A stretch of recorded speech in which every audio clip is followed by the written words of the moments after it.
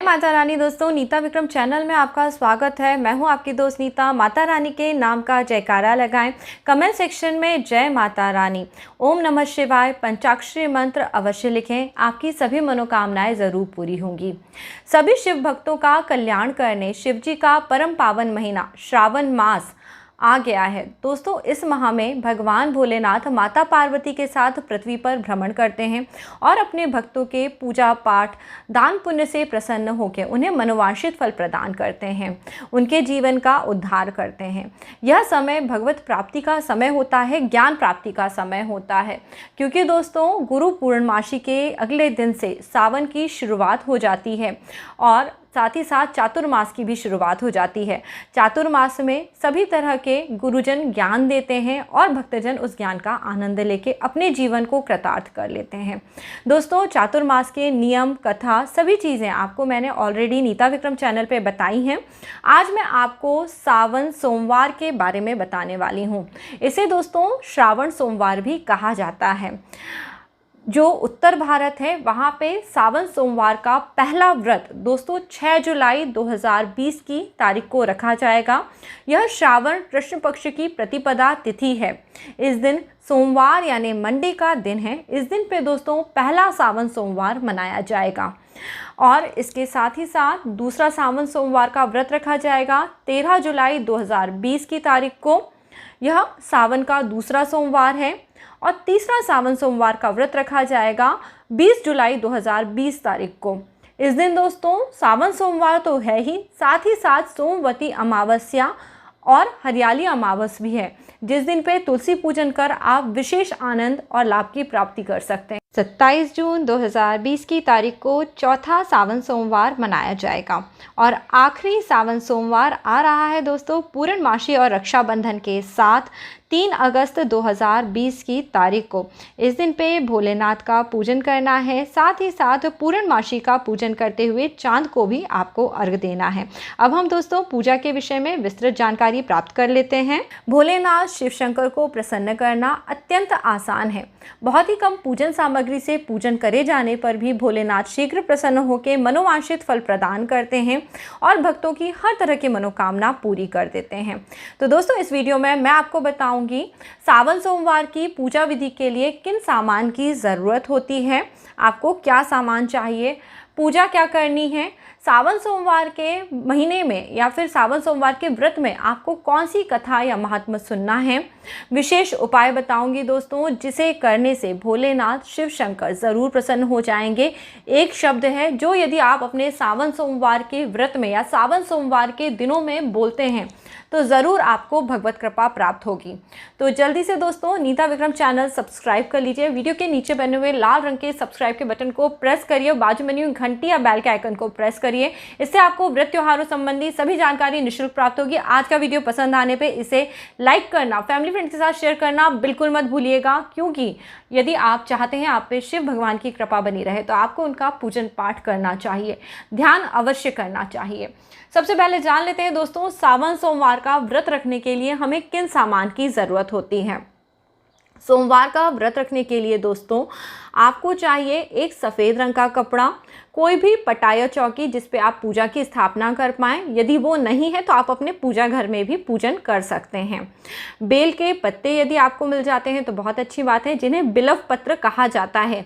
शमी पत्र यदि आपको मिलते हैं तो वो भी बहुत अच्छी बात है। सफ़ेद रंग का चंदन, अक्षत यानी साबुत चावल। दोस्तों, इस चावल को हल्दी से पीला नहीं करना है, आपको सादा सफ़ेद रंग का चावल चाहिए। और इसके अलावा यदि आपके घर में शिव जी की कोई भी प्रतिमा है आप उसका प्रयोग शिव पूजन में कर सकते हैं।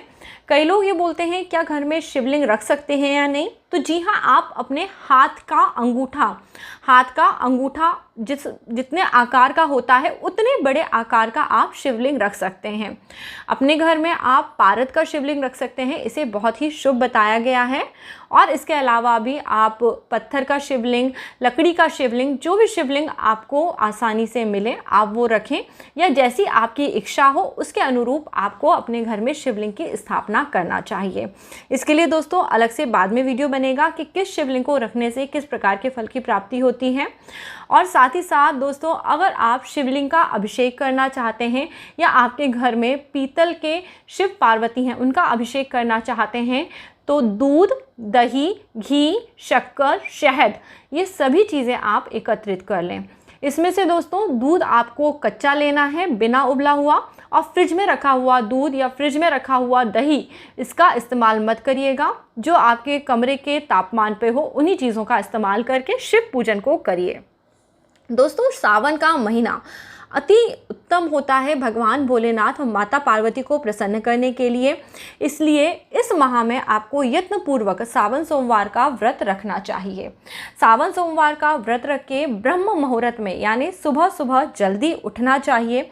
प्रातःकाल उठ के भोलेनाथ माता पार्वती का ध्यान स्मरण करना चाहिए और स्नान इत्यादि से निवृत्त होकर एक सफ़ेद रंग का कपड़ा लगाना चाहिए। उसके ऊपर आपको एक छोटा सा चौक पूर लेना चाहिए। चौक आप आटे से पूर सकते हैं और उसके ऊपर थोड़ा सा रोली डाल सकते हैं। चौक के ऊपर दोस्तों कोई बर्तन रख लीजिए, कोई भी तांबे का पात्र रख लीजिए और भगवान भोलेनाथ का अभिषेक आप कर सकते हैं। भगवान भोलेनाथ का पूजन करने से सबसे पहले हाथ में दोस्तों पवित्री धारण कर लीजिए। यह पवित्री कुशा की बनी होती है और इसी से दोस्तों सभी पूजन की जो भी सामग्री है उसे भी शुद्ध अवश्य कर लेना चाहिए।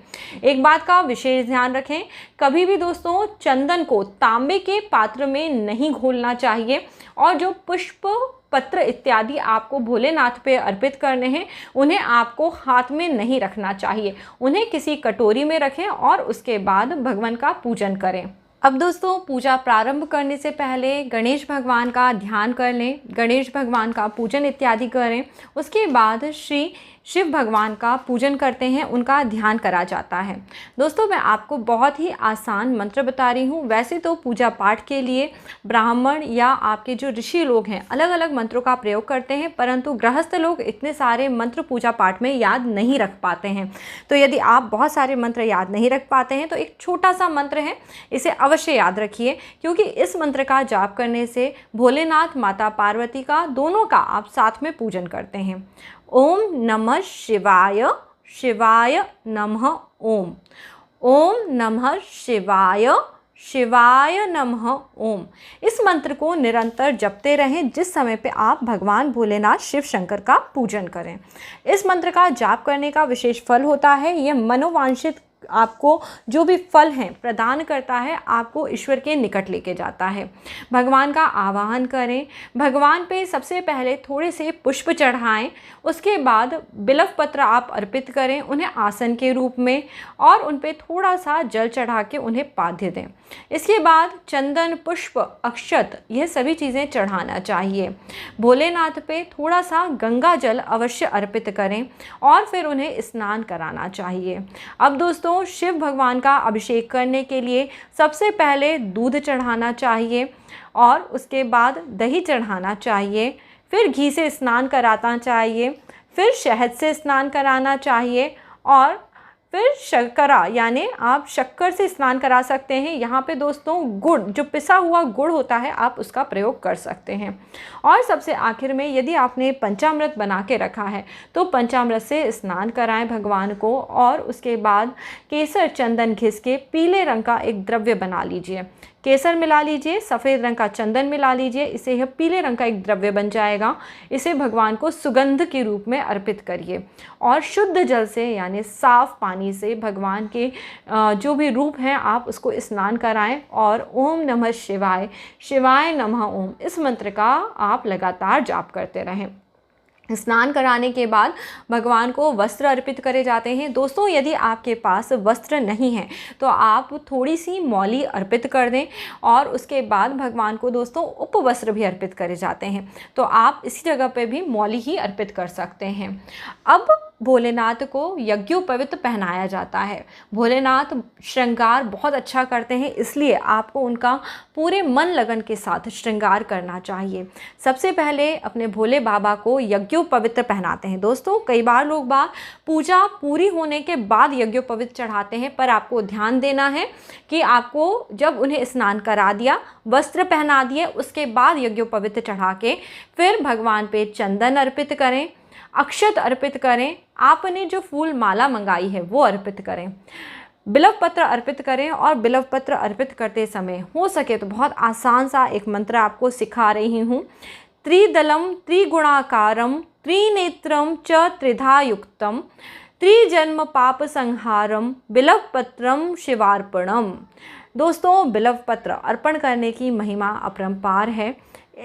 इस तरह से 3 दल युक्त बिल्व पत्र त्रिनेत्र भगवान शिव शंकर को अर्पित करने से 3 जन्मों के पाप मुक्त हो जाते हैं। दोस्तों, दूर्वा अर्पित करी जाती है भगवान भोलेनाथ शिव शंकर के ऊपर। फिर शमी पत्र को अर्पित करा जाता है। जो भी आभूषण, माला, मुकुट आपने भोलेनाथ के लिए बनवाए हुए हैं वह सभी अर्पित करें। भगवान पे इत्र अर्पित करना चाहिए, धूप और दीप का दर्शन कराना चाहिए और भगवान को प्रसाद ज़रूर देना चाहिए। प्रसाद में दोस्तों कोई भी मीठा भोजन, सफ़ेद रंग की कोई मिठाई भोलेनाथ को आप अर्पित कर सकते हैं। कोई मौसमी फल आप ज़रूर चढ़ाएं, जैसे कि केला, सेब इत्यादि। इस तरह के फल भोलेनाथ को अर्पित करना शुभ बताया गया है। और इसके बाद अपने दोनों हाथों की अनामिका उंगली से, दोस्तों अपने हाथ की अनामिका उंगली से वहाँ पे थोड़ा सा चंदन चढ़ा दें और सबसे आखिर में भगवान भोलेनाथ को पान का भोग लगाएं। पान में थोड़ी सी लौंग और इलायची रख के भोलेनाथ को तांबुल फलम समर्पयामी ऐसा कहते हुए भोजन अर्पित करें। थोड़ी दक्षिणा रखें, कुछ पैसे, दोस्तों 11 रुपये ही सही, पर आपको कुछ दक्षिणा जब भी आप व्रत उपवास करें अवश्य अर्पित करनी चाहिए और भगवान की पूजा पाठ करनी चाहिए। इसके बाद दोस्तों भगवान की आरती इत्यादि करनी है और प्रदक्षिणा भी करनी है, पर उसके पहले भोलेनाथ के लिए आप चाहें तो दोस्तों यहाँ पे एक कथा पढ़ सकते हैं जो मैं अब आपको सुना रही हूँ। सावन सोमवार के व्रत में हम साधारण जो भी सोमवार की व्रत कथा है वही पढ़ते हैं।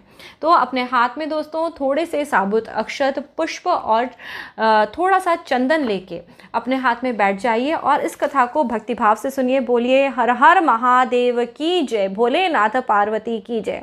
एक साहूकार बहुत अमीर था, उसके पास धन की कोई कमी नहीं थी।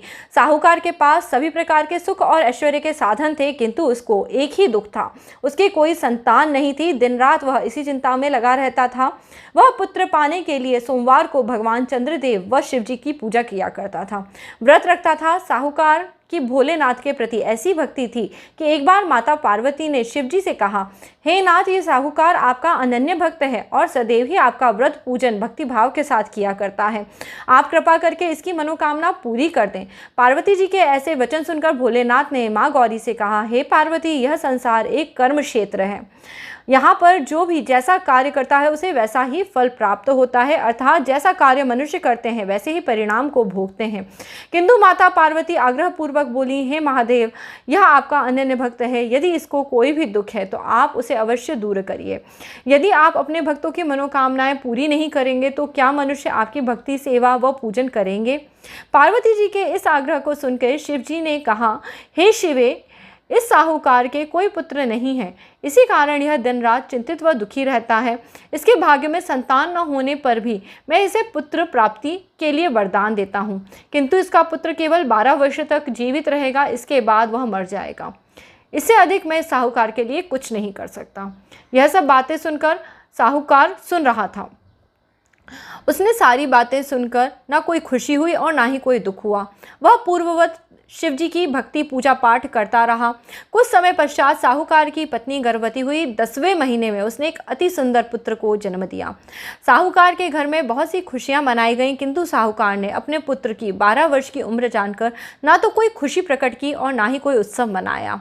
इस संबंध में किसी से उसने कोई बात भी नहीं करी। वह बालक धीरे धीरे बड़ा होने लगा। जब वह बालक 11 साल का हो गया तो बालक की माता ने, साहूकार की पत्नी ने उसके विवाह के लिए कहा, किंतु साहूकार ने कहा, मैं इसे काशी में पढ़ने के लिए भेजूंगा। साहूकार ने अपने साले को बुलाया और कहा, तुम इसे काशी पढ़ने के लिए ले जाओ, इसे विधिवत शिक्षा ग्रहण कराना। साहूकार ने उसको बहुत सा धन देकर रास्ते में जहाँ कहीं भी रुको वहाँ यज्ञ करना, ब्राह्मणों को भोजन कराते जाना।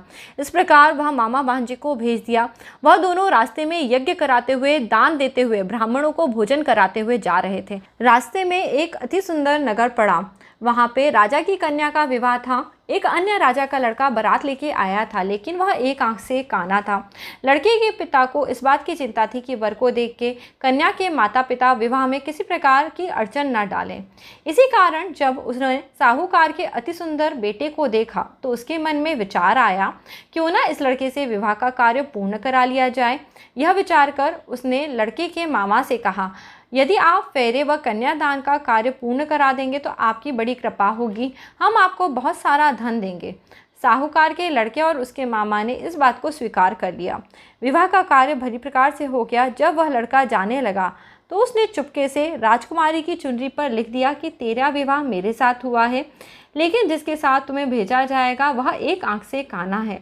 मैं काशी को जा रहा हूँ। राजकुमारी ने इस प्रकार जब लिखा पाया तो उसने उस राजकुमार के साथ जाने से इनकार कर दिया और कहा, यह मेरा पति नहीं है, मेरा विवाह इसके साथ नहीं हुआ है।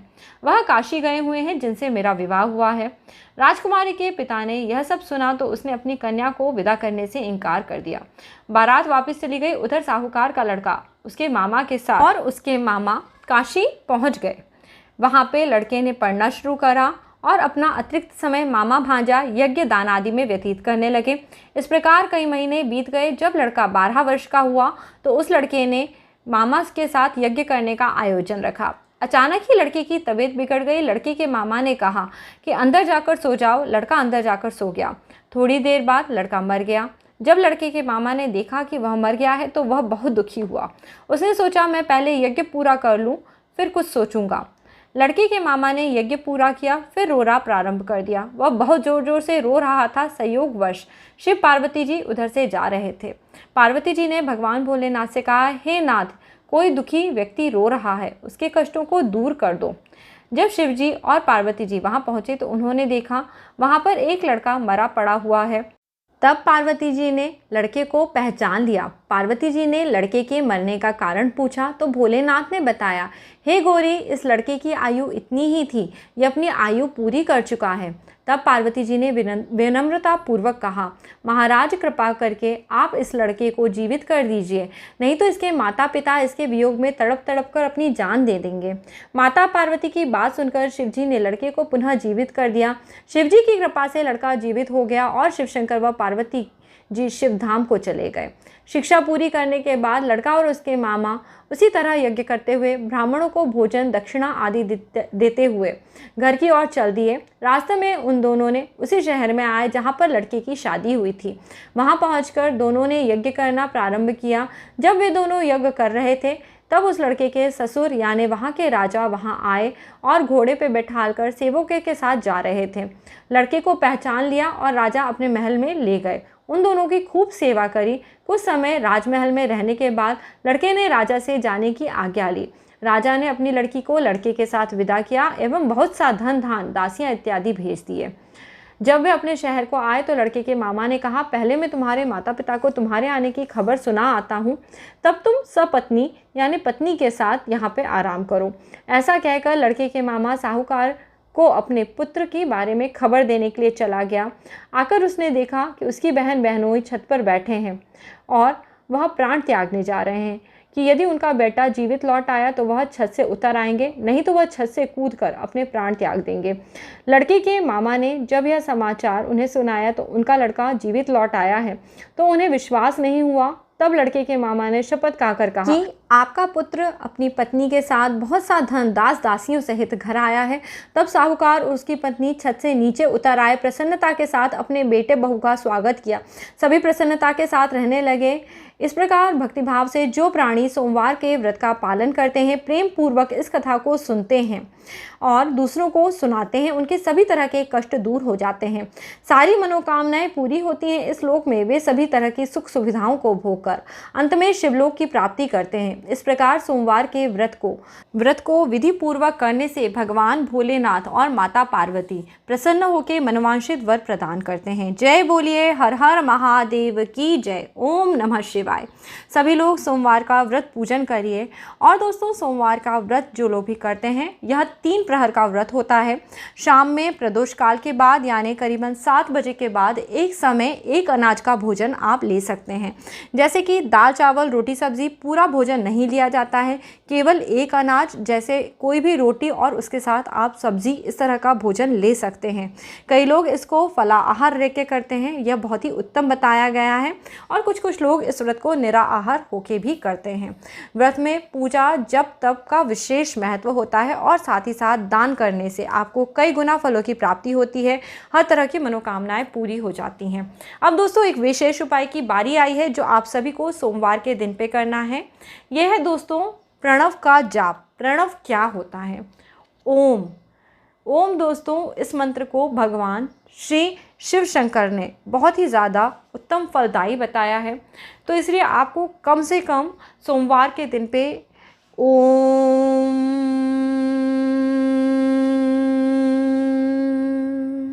इस तरह से कहते हुए आपको प्रणव का जाप अवश्य करना चाहिए।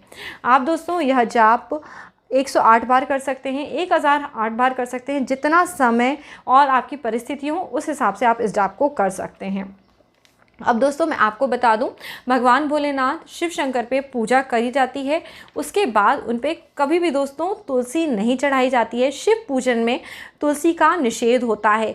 केतकी का फूल नहीं चढ़ाया जाता और केवड़े का फूल नहीं चढ़ाया जाता। शिव मंदिर में हमेशा शिव जी की अर्ध परिक्रमा ही करी जाती है दोस्तों, क्योंकि बीच में सोमसूत्र होता है जहाँ से शिव जी के अभिषेक का जल, दूध इत्यादि बहता है। इस रास्ते को लांघा नहीं जाता, इसलिए शिव जी की अर्ध परिक्रमा करने का नियम होता है। परंतु दोस्तों, यहाँ पे यदि ये जो सोमसूत्र है या शिव जी की लिंग से आगे बना हुआ योनि मार्ग है, ये यदि तृण, काष्ठ, पत्ता, पत्थर, ईंट यानी लकड़ी, पत्थर, ईंट, इन चीज़ों से यदि यह सोमसूत्र ढका हुआ है तो आप इसे लांघ सकते हैं। इसमें किसी तरह का दोष नहीं लगता है। अब मैं आपको बता दूं दोस्तों, पूजा में यदि आपके पास कोई भी सामग्री नहीं है तो आप क्या कर सकते हैं। पूजा में यदि आपके पास भगवान पे अर्पित करने के लिए वस्त्र नहीं है तो उसकी जगह आप थोड़े से चावल, फूल और जल चढ़ा दें। यज्ञोपवीत नहीं है तो भी आप ये चढ़ा दें। ऐसा करने से आपकी पूजा में कोई भी कमी नहीं होती है। वैसे तो दोस्तों ऐसा कहा गया है, केवल पूजा में चंदन, फूल इत्यादि चढ़ा देने से पूजा पूरी मानी जाती है और साथ ही साथ भोग लगा देने से। भक्ति भाव के साथ भोलेनाथ शिव शंकर का जयकारा लगाते हुए भोलेनाथ शिव जी का पूजन आपको सावन के महीने में अवश्य करना चाहिए। अब दोस्तों, हम शिव जी पे चढ़ाने वाले कुछ पुष्पों के बारे में जान लेते हैं। जैसे शिव जी पे आक का फूल चढ़ाया जाता है। आक का फूल चढ़ाने से आपको 1000 स्वर्ण का दान का पुण्यफल प्राप्त होता है। 1000 आक के फूलों की अपेक्षा 1 कनेर का फूल चढ़ाना अति फलदायी कहलाता है और 1000 कनेर के फूलों की अपेक्षा 1 बिल्व पत्र यदि आप भोलेनाथ पे चढ़ा देते हैं तो आपको उस फल की प्राप्ति हो जाती है। और 1000 बिल्व पत्रों की अपेक्षा यदि 1 गुमा का फूल या द्रोण पुष्प आप भगवान भोलेनाथ पे चढ़ाते हैं तो उससे आपको कई गुना फलों की प्राप्ति होती है। इससे बढ़कर दोस्तों, चिड़चिड़ा या अपा मार्ग का जो पुष्प होता है वह चढ़ाना अच्छा बताया गया है। और इन सभी से बढ़ के शमी का पत्ता, दोस्तों शमी का पत्ता मात्र यदि आप भोलेनाथ पे चढ़ा देते हैं तो उसका उत्तम फल बताया गया है। फिर दोस्तों, नील कमल का बहुत ही अच्छा फल बताया गया है कि नील कमल चढ़ाया जाता है। दोस्तों, भारत में धतूरा बहुत आसानी से मिल जाता है, जिसका फल ये होता है कि 1000 नील कमल चढ़ाने के बराबर 1 धतूरा होता है, जिसे आप भगवान भोलेनाथ को अर्पित करते हैं। धतूरा अर्पित करने से भोलेनाथ आपको सुंदर पुत्र की प्राप्ति कराते हैं। धतूरे से भी बढ़कर दोस्तों शमी का फूल होता है जिसे भोलेनाथ पे अर्पित करा जाता है। इस तरह से दोस्तों यह छोटी छोटी सी सामग्री है जिससे भोलेनाथ शीघ्र प्रसन्न हो जाते हैं और आपको मनोवांछित फलों की प्राप्ति कराते हैं। इस तरह से दोस्तों भोलेनाथ का जयकारा लगाते रहें। सावन के मास में कई तरह के नियम पूजन अर्चन करे जाएंगे जिनके बारे में आपको समय समय पे नीता विक्रम चैनल पे जानकारी अवश्य मिलती रहेगी। आज का वीडियो यदि आपको पसंद आया है, भोलेनाथ शिव शंकर के बारे में ये जो जानकारी मैंने आपको दी अच्छा लगा है तो इसे लाइक करिए, फैमिली फ्रेंड्स में सबके साथ शेयर करिए और इसी तरह मेरे साथ जुड़े रहिए। जल्दी आपसे दोबारा मिलूंगी, तब तक के लिए जय माता रानी। दोस्तों अपना ख्याल रखिए, अपने परिवार का ख्याल रखिए।